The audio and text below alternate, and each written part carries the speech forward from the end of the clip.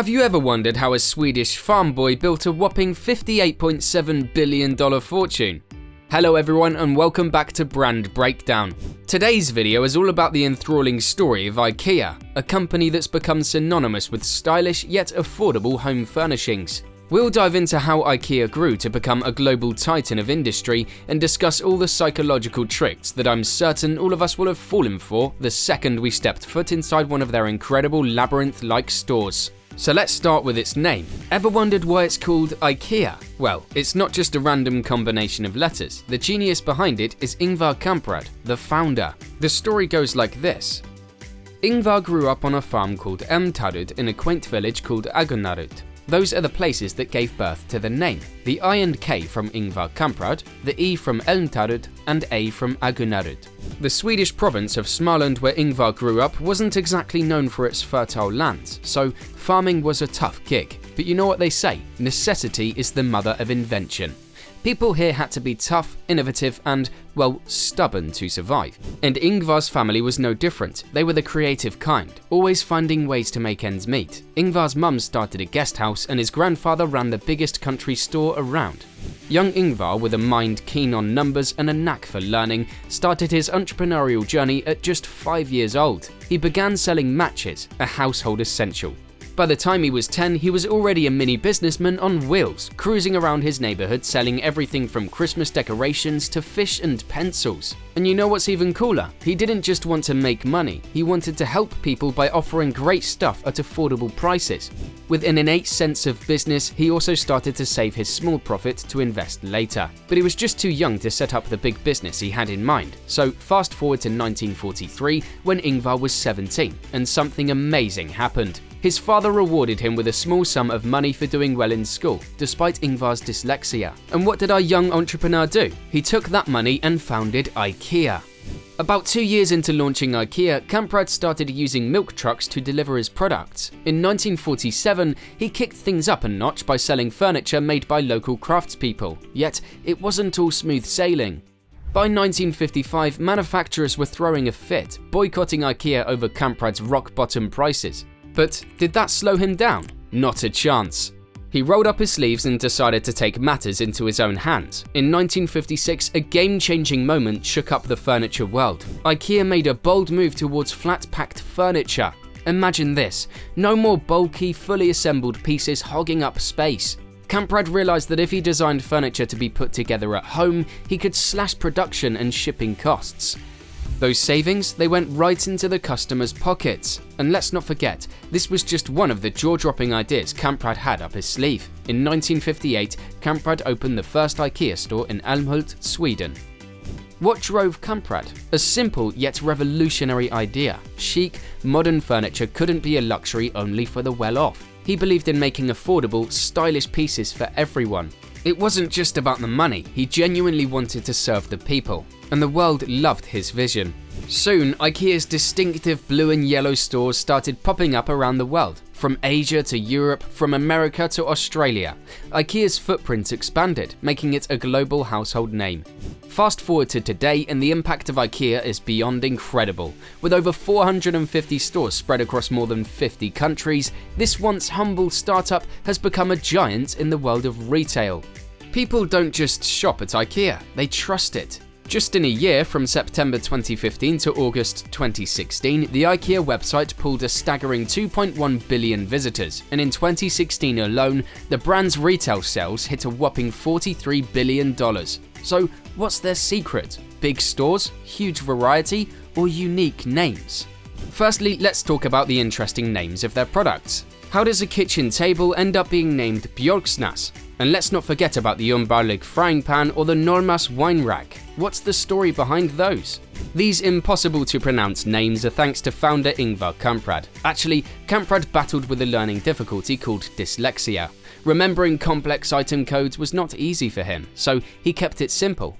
Let's go into the details about how the Ikea naming system actually works. So each product is named after a specific Swedish word that somehow relates to what it is. Like outdoor furniture takes its name from Scandinavian islands. Think Applaro, named after a Stockholm island. Rugs, they're named after towns in Denmark or Sweden, enter Kattrup, a nod to a little Danish town, and beds, well, they're inspired by Norwegian locales, like Hemnes. Shelves get names like boys or jobs, while fabrics and curtains, they're all about the ladies. So, while it might seem a bit weird, these names are not new for the Swedish people.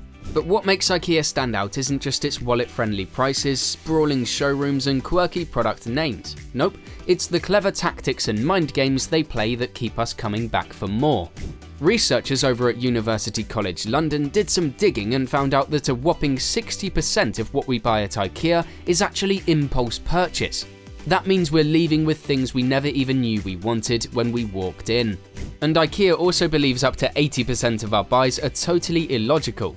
But how does Ikea pull off this shopping magic? Let's dive into the juicy psychological tricks they use to get us to open our wallets wider. You know those mouth-watering meatballs and drool-worthy cinnamon buns they serve up in their in-store cafes?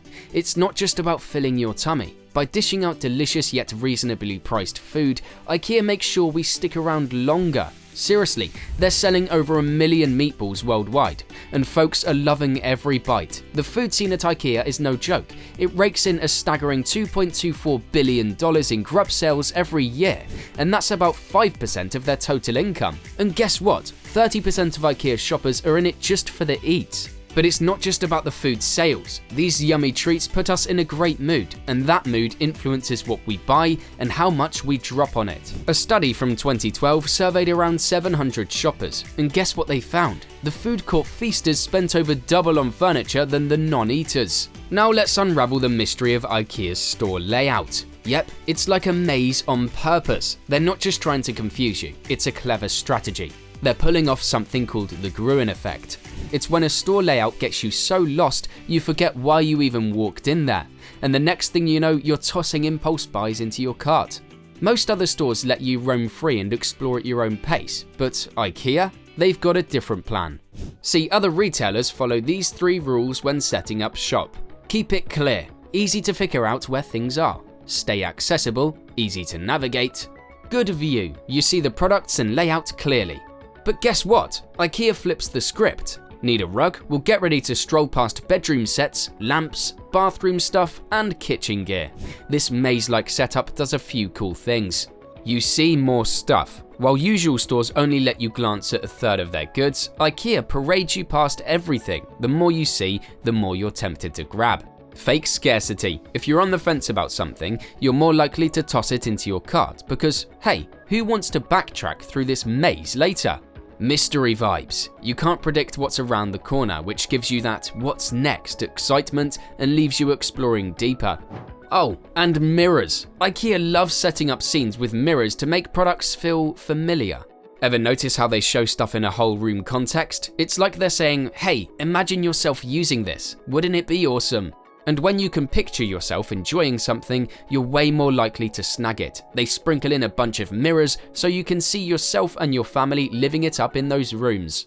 Now let's talk about Ikea's sneaky move of putting stores far away from the convenience of urban living. Sounds a bit weird, right? But it's actually genius. By making the trip a bit more of an adventure, customers are more likely to plan their visit, leading to a more intentional shopping experience. It transforms a simple furniture run into a memorable outing. If people have driven a fair distance to a shop, they might as well make the most of the journey to grab a few more items. Pretty clever, Ikea. Pretty clever. But wait, among all these smart tricks, they use some entirely customer-focused strategies. However, those strategies boosted their sales beyond anything else. We are talking about their iconic self-assembled furniture. Now, you might think crafting your own furniture is a bit of a struggle, but it's a key element of Ikea's success. It's not just about putting pieces together, it's all about psychology. When you invest time and effort into building a piece of furniture, you create a special bond with it. That feeling of accomplishment turns into pure satisfaction and unbreakable loyalty. Shoppers are likely to pursue that feeling once again and head straight back to Ikea. And speaking of loyalty, let's circle back to the man behind the brand, Ingvar Kamprad.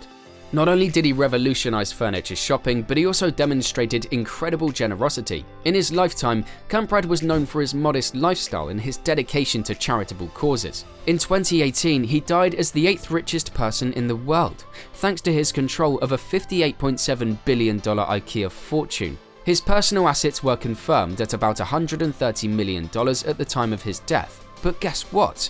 According to his will, he left half of all that wealth to charity, leaving a legacy that extends far beyond flat-packed furniture.